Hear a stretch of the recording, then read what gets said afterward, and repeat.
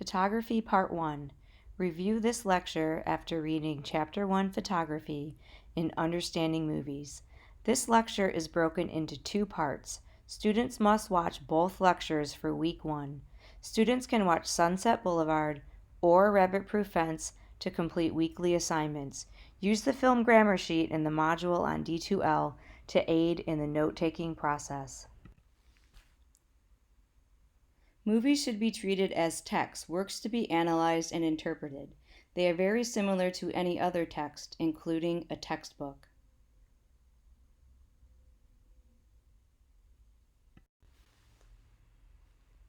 What is style? Consider this question outside of the world of film. Style is not just their clothes, but how they present themselves.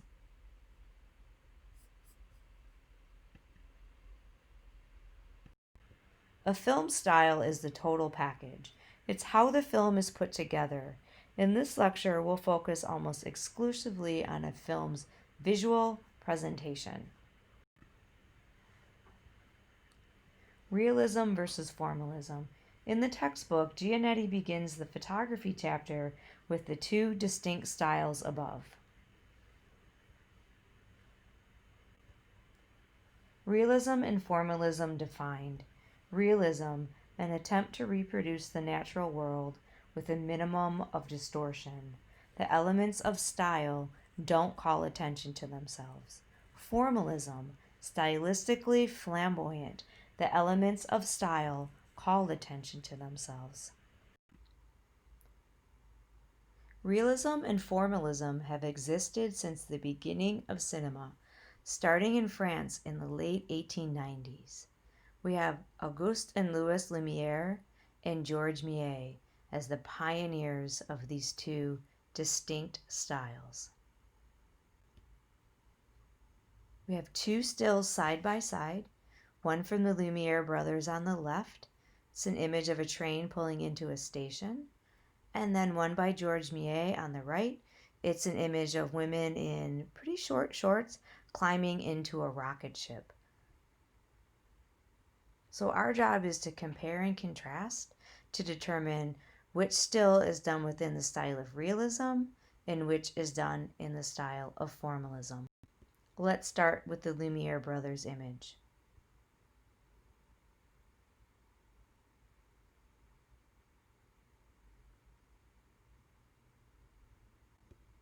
The Lumiere brothers established the style of realism with the following criteria. They were recording an actual event, using available light, no actors, and no set design.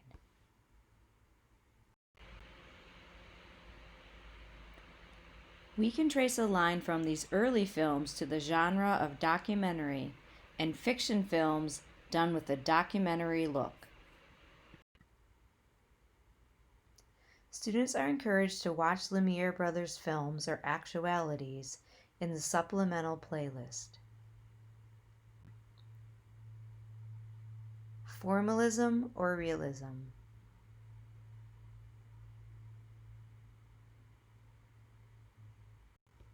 Georges Méliès establishes the style of formalism with the following criteria. He shot in a studio, using actors, elaborate sets, and special effects. Georges Méliès helps establish formalism through storytelling and special effects, an early example of using film to tell a story or a fictional narrative, creates an early example of what will become the science fiction genre of film. Students are encouraged to watch A Trip to the Moon. This still picture of the moon with a rocket ship in its eye comes from Georges Méliès' 1902 film. It's available on YouTube. This is a recreation of the chart taken from the textbook. Classicalism would be a conventional Hollywood film. As we move further away from classicalism, we move towards realism and formalism. And we'll talk a little bit about avant-garde. Here it says, documentary is the most extreme form of realism, and avant-garde is the most extreme form of formalism. Now that we have a basic understanding of the origins of realism and formalism, let's compare the following images to determine which is done within the style of realism and formalism and why. So whenever you're going to do an analysis, you need a set of criteria. So consider the following elements of style: the lighting, the character's appearance, their pose, the costumes, the presence or absence of any special effects or CGI, and then where the action is taking place.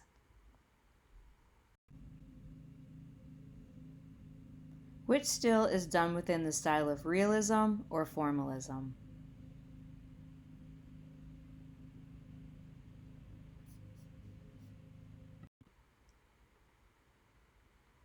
Based on the criteria, this still is done within the style of realism. The visual style reflects the natural world, and the elements of style don't call attention to themselves. Based on the criteria, this still is done within the style of formalism.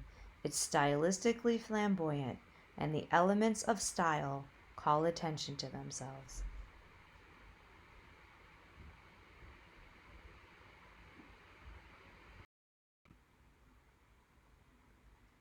Cinematographers use the camera to convey meaning, mood, dramatic tone, and other visual subtext. Visual, what is shown to the audience. Subtext, messages or information communicated non-verbally. Next time you watch a film, pay attention to the visual clues. A storyboard, a graphic representation of each shot in a scene, hand-drawn or computer-generated. Cinematographers use storyboards to plot out the shots before the camera even rolls. Storyboards include the following information: composition, action, camera movement, and sometimes even dialogue.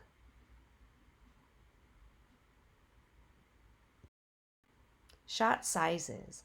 A shot size or shot selection establishes the distance between the subject and the viewer. They're the building blocks of film.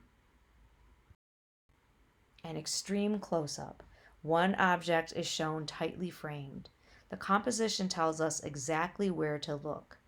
This man has something important to say. A close-up. This is an intimate composition. A close-up typically shows us one subject or object. Every picture tells a story. Based on the visual subtext, is this a good guy or a bad guy? Bad guy, right?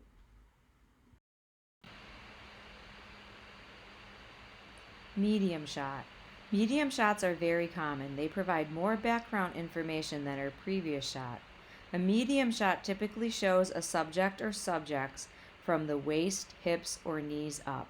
It allows more than one subject to be shown. The woman is the focal point in this composition.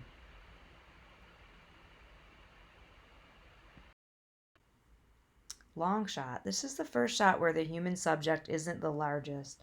A long shot is less intimate than the prior shots. We read images from left to right. First we look at the water, the sky, the mountains, and finally the man. The setting is the focal point in this composition. Did you know the rule of thirds is used when composing shots? It breaks up the frame into 3 vertical parts. By putting the man in the final third of the frame, our eyes rest on him last. Extreme long shot. Films often begin with an extreme long shot of a location. This is called an establishing shot. This extreme long shot establishes the location. What do you think of when you see rural, cold, isolated, and mountainous? Based on the setting, we can make assumptions on the type of film this may be. This example of an extreme long shot is not an establishing shot. The intimacy is weakened because of the distance between the subjects and the viewer. Point of view shot. This shot selection provides a shift in perspective. It represents what a character sees. Shot reverse shot, a very common editing technique, presents a close-up and then cuts to a POV shot. We see what Danny is looking at and his response. Over-the-shoulder shot. An over-the-shoulder shot is used often in editing. This shot selection shows a man's face over a woman's shoulder. It's very common to cut back and forth over the subject's shoulders to create a conversation.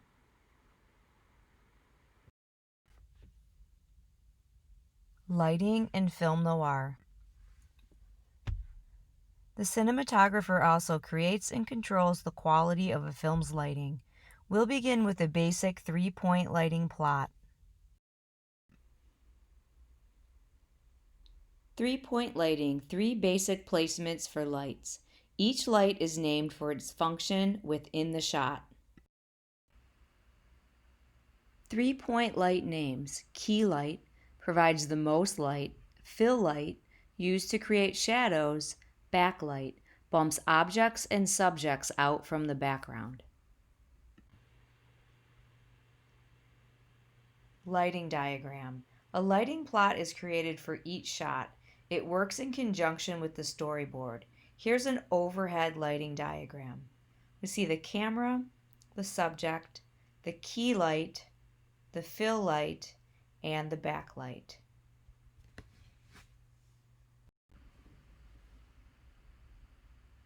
Realism and lighting. Films done within the style of realism tend to use light more conservatively. Natural or available lighting goes all the way back to the Lumiere brothers. Typically, the lighting does not call attention to itself. Formalism and lighting. Films done within the style of formalism often use dramatic lighting. The lighting often calls attention to itself. It communicates information to the viewer, visual subtext, establishes a mood or an atmosphere. High and low key lighting plots refers to the contrast of the image. Contrast, the range of tones between pure white and pure black.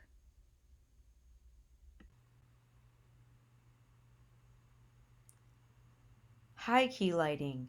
High key lighting creates an evenly lit scene, may have a glossy or glamorous look. Low key lighting creates a sense of danger, mystery, or suspense, creates a high contrast image.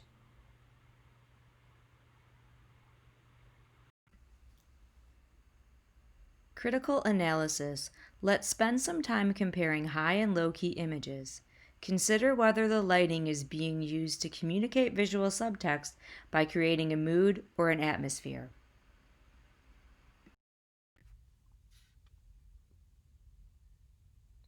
High key lighting on the left, an evenly lit scene with low contrast. Low key lighting on the right, high contrast, areas of light and dark.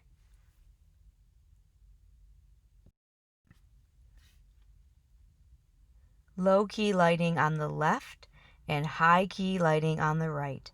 Which lighting plot creates a sense of danger or suspense? What types of films use high and low key lighting?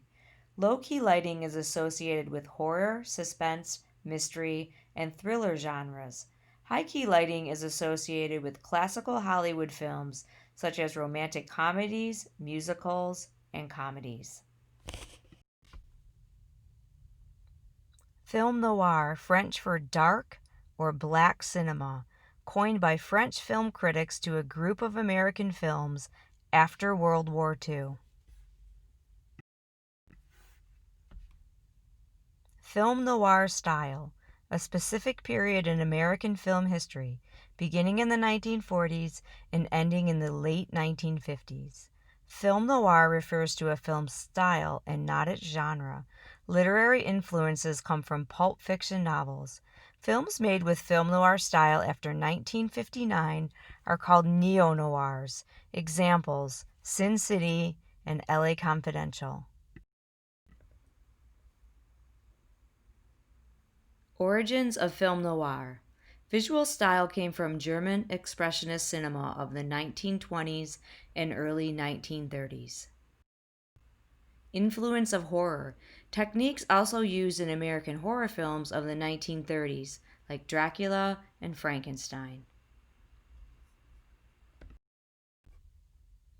Visual characteristics of film noir: low-key lighting, ominous shadows, smoke, off-balance camera angles.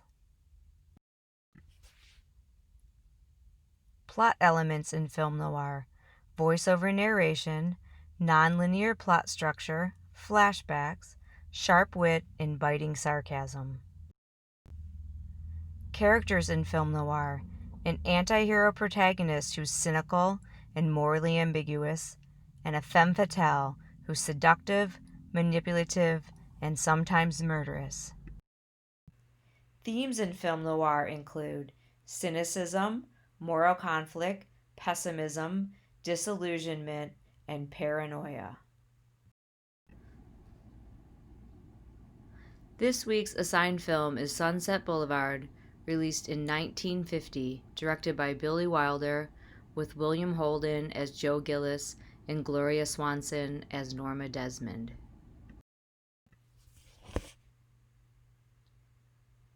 Choose one question and respond to it using the instructions in the Response Paper Instructional Materials on D2L. In what ways might the character of Joe Gillis be considered an anti-hero? Or, why is Sunset Boulevard considered a film noir? Use the information about film noir from the lecture. Films featured in this lecture. Students are encouraged to explore these films. Visit D2L and view the PDF version of this lecture to take a closer look. Until next time, have a productive week.